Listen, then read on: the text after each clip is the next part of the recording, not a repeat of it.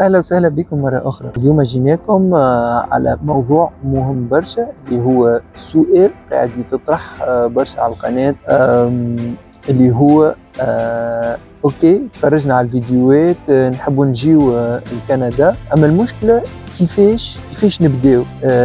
ديما البدايات نعرفوا اللي هي صعيبة شوية، فما شوية الوهدة، أما صدقوني معناتها صحيح جايين لكندا يلزموا برشا عزيمة برشا إفور، أما ما هوش صعيب. باش تعرفوا شنوما المفاتيح تاع الجايين لكندا تبعوا معنا الفيديو هذا.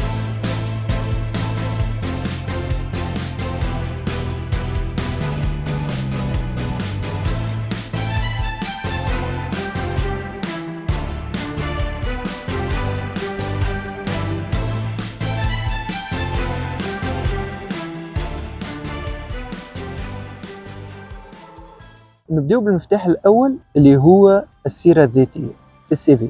اول حاجه باش نحكيو عليها هي السيره الذاتيه. لهنا في كندا السيره الذاتيه مهمه ومهمه للغايه. علاش؟ على خاطر اغلب الشركات لهنا كي باش تبعث لهم السيره الذاتيه نتاعك يعملوا تصفيه اليه. اش معناتها تصفيه اليه؟ يستعملوا الانتيليجنس ارتيفيسيال، معناتها الذكاء الاصطناعي يستعملوه باش يفلتريو، باش يصفيو السي في. يلزم يكون على الطريقة الكندية.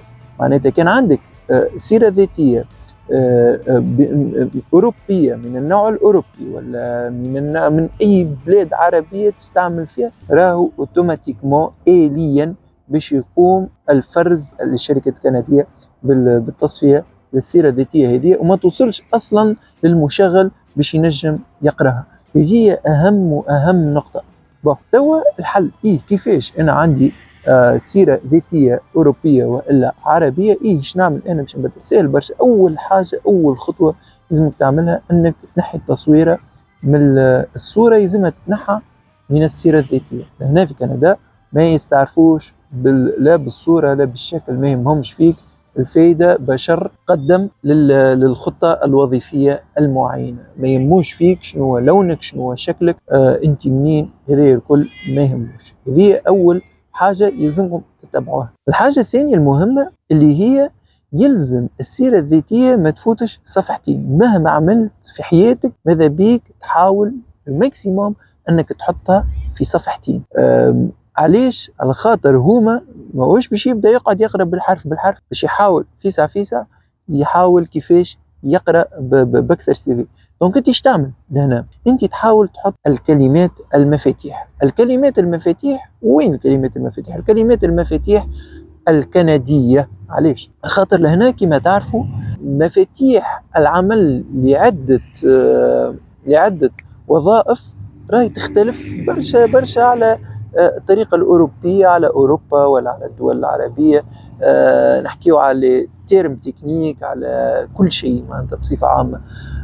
انت ايش تعمل هنا؟ تعمل انت تفو، تحاول تمشي تشوف على جوجل، تشوف شنو الكلمات اللي تستعملهم في الوظيفه اللي انت تحب تقدم فيها، في الدومين اللي انت تحب تقدم فيه. فما كلمات مفاتيح هما ديما يستعملوهم، سواء في جيني سيفيل، سواء في جيني ميكانيك، في الجيني دي بروسيدي، في الفينانس، في كل شيء ديما عندهم دي تيرم هما يستعملوهم. هذا عامل مهم ومهم للغاية. ثالث حاجة اللي هي طريقة الدراسة. لهنا طريقة الدراسة راهي طريقة الدراسة تختلف زادة كيف على طريقتنا، سواء في الدول العربية سواء في الأوروب. دونك شنو نعملوا؟ نحاولوا نستغلوا التسميات اللي يستعملوهم هون. معناتها احنا مثلا واحد قاري في الجامعة مثلا دبلوم دانجينيوري ولا ليسانس ولا ما نعرفش هذوما لي تيرم اللي بصفه عامه نستعملوهم في تونس، تحاول تادبتيهم، تحاول تعتمد على التسميات الكنديه باش تبين المستوى الدراسي نتاعك. معناتها ما تحاولش تستعمل حاجات هما ما يفهموهمش. هذا شنو نحب نقولوا، هذه الحوصله. حاول تستعمل كلمات هما يفهموك. الحاجه اللي من بعدها اللي هي مهمه زاده كيف تحاول تلخص كل خطة وظيفية شديتها في حياتك، تحاول تلخصها في 3-4 سطور خفيف، معناتها ما نحاولوش نكثروا برشا نحاولوا نخصوا باش 3 سطور هذوما كيما نعاودوا بنفس الاسلوب وبنفس الكلمات اللي فهموهم لهنا في كندا. كيفاش؟ لازم تقول لي انا ما نعرفش معناها سهل برشا. انت وقت اللي تدخل على جوجل تحط لي زوفر دومبلوا اللي طالبينهم في كندا، تشوف الديسكريبتيف نتاعهم وتهز الديسكريبتيف تعمل له كوبي كولي، ما فيها حتى شيء معناتها سهل. اما مش حاجه انت ما عملتيش تحطها هكاك ومن بعد ديك كي باش يعيطوا لك ان شاء الله في لونتروتيان راهم باش يسهلوك عليها. تحاول تحط الحاجه اللي قريبه للحاجه اللي انت عملتها، مش عمرك ما ريتها وتحطها. هذه بالنسبه للسيره الذاتيه، هذه اهم حاجه واهم نصائح يلزمكم تاخذوهم بعين الاعتبار. كملنا السيره الذاتيه نتاعنا ومن بعد سهل برشا. فما حاجه يعتمدوها برشا لهنا في كندا اللي هي اللينكدين. شنو هو اللينكدين؟ برشا عباد بأس سمع بيه، فما عباد ما سمعتش بيه. اللينكدين هو كي عباره عن منصه للتواصل الاجتماعي كيما الفيسبوك لكن للعمل، كان للعمل هكا. معناتها واحد ما عندوش كونت يمشي يدخل على لينكدين كيما في فيسبوك نكتبوا على جوجل نكتبوا لينكدين LINKEDIN، تدخل على الانترنت تعمل ان كونت كيما كونت فيسبوك سهل ما فيه حتى شيء. نعملوا كونت لينكدين ونلوجوا فيه على اوفر دومبلوا. كيفاش نلوجوا فيه على اوفر دومبلوا؟ سهله برشا. اول حاجه تعملها تجوتي عباد كيما فيسبوك كيما اي حاجه. اول حاجه تمشي تجوتي عباد، تقول لي انا ما نعرفش شكون في الدومين، ما تسالش، تكتب الدومين نتاعك في البار دو ريشيرش تو يخرج لك لي بيرسون اللي انت تنجم تجوتيهم. تحاول تعمل ان بورتفوي ريلاسيونيل اللي هو تنجم هما عن طريقهم هما ينجموا يجيبوا دي زوفر دومبلوا، وتتعرف زاده بشويه هما شنو طالبين، وتحاول سواء تعمل تبعث كانديداتور سامبليفي سواء تاخذ ادريس ميل نتاع لوفر دومبلوا وتبعث. هذه المرحله اللي هي مهمه جدا اللي هي اللينكدين. نمشيو توا المنصه الثانيه اللي هي نتاع عروض الشغل اللي في كندا معروفه على الاخر اللي هي انديد تعمل فيها كونت كيف وتشوف شنو هما لي زوفر دومبلوا اللي موجودين، عروض الشغل اللي هما في دومينك. تقول لي شنو الافونتاج نتاعها؟ هذه افونتاج كبير برشا. علاش؟ على خاطر هذه اوتوماتيكمون كل عرض شغل ينتمي لدومينك ينتمي للمجال العمل نتاعك ديريكت تجيك نوتيفيكاسيون على الميل نتاعك. معناتها تقعد انت اجور، معناتها كل نهار كل يوم تجيك على الاقل 20-25 نوتيفيكاسيون في مجال العمل نتاعك. انت دوما تجيك النوتيفيكاسيون هذه تنجم تدخل تبعث ديريكت كانديداتور. ونحاولوا زاده السي في نتاعنا السيره الذاتيه ما تكون ديستيني شويه، تكون موجهه شويه لعرض الشغل هذا.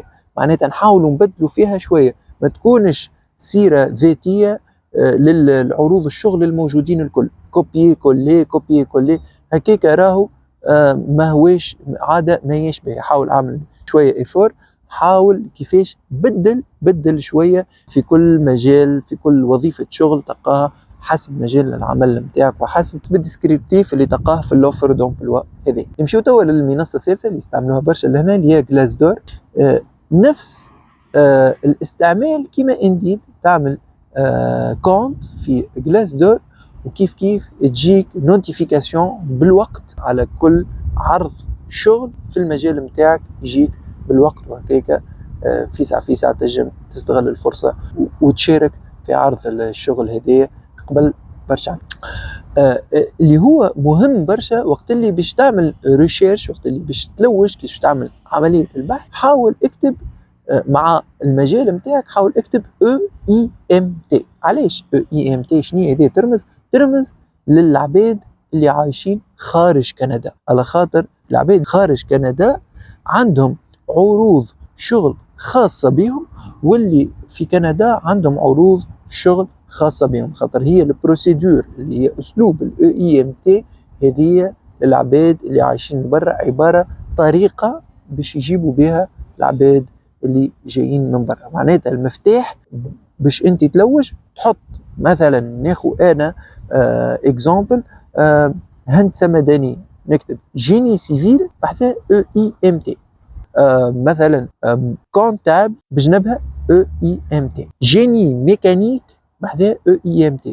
هكاك يوليو يجيوك العروض الشغل اللي طالبينهم الكل خارج كندا. تنجموا تسالوني شنو هي الاي ام تي؟ الاي ام تي هي ايتود دامباكت سور لو مارشي دو ترافاي. هي عباره عن اسلوب عاملينه في كندا باش يثبت لاي مشغل لهنا اللي هو حاول انه يلقى مواطن كندي او مهاجر رسمي اللي هو ريزيدون بيرمانون باش يشغل الخطه هذه وما لقاش، دونك تلز انه باش يشوف من خارج كندا. هذا هو شنو تفسير الاي ام تي. هذاك علاش انا ننصحكم وقت اللي تحطوا المجال الوظيفي نتاعكم تزيدوا معاها ديما كلمه اي ام تي، سينو لو كان ما تزيدوهاش الحكايه هذه باش يولي انت تلوج عباره قاعد في كندا، معناتها كي باش تبعث وهو يغزر لك اللي انت خارج كندا، دونك ماهوش باش يجاوبك اوتوماتيكمون.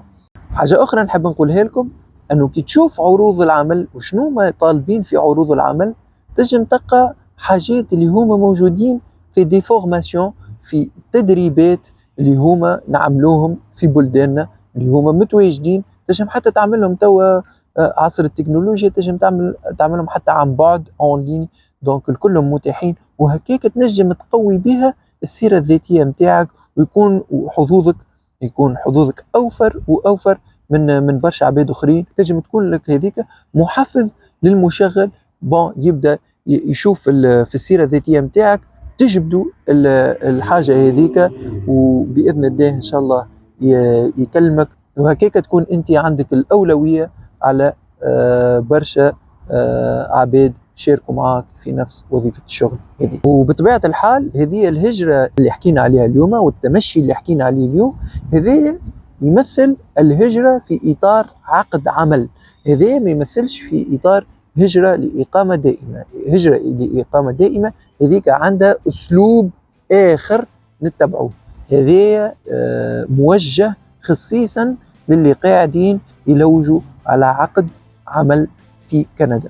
إن شاء الله تكونوا استفدتوا من المفاتيح هذوما، ونأكد لكم اللي المفاتيح هذوما هما المهمين اللي باش يعاونوكم واللي باش توصلوا بهم ان شاء الله الهدف نتاعكم اللي هو جايين لكندا. نعرف اللي البدايات صعيبه، نعرف اللي برشا عباد يمكن تقولي الكلام سهل، اما باش نبدا صعيب شويه. صدقوني ما هوش صعيب.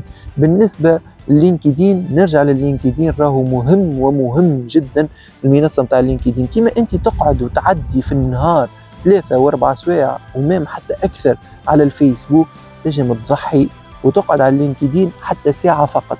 ساعة فقط هي كافية انك انت باش تزيد عباد في دومينك، باش تحاول تلقى عروض شغل اللي هي مهمة ومهمة جدا لك انت.